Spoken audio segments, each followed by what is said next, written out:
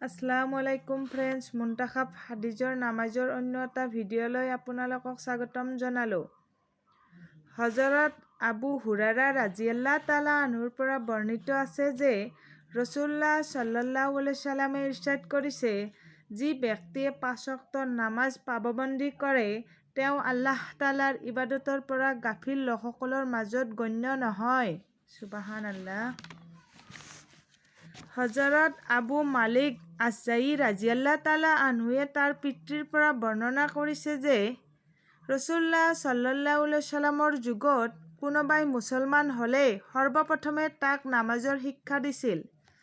সুবহানাল্লাহ। হজৰত আবু উছমাহ ৰাদিয়াল্লাহু তাআলা আনহুৰ পৰা বৰ্ণিত আছে যে ৰাসূলুল্লাহ সাল্লাল্লাহু আলাইহি ওয়াসাল্লামৰ ওচৰত প্ৰশ্ন কৰা হ'ল, কোন সময়ত দুআ বেছি কবুল হয়? তেখেত সাল্লাল্লাহু আলাইহি ওয়াসাল্লামে উত্তৰ দিলে, ৰাতিৰ শেষ অংশত আৰু ফৰজ নামাজৰ পিছত। সুবহানাল্লাহ।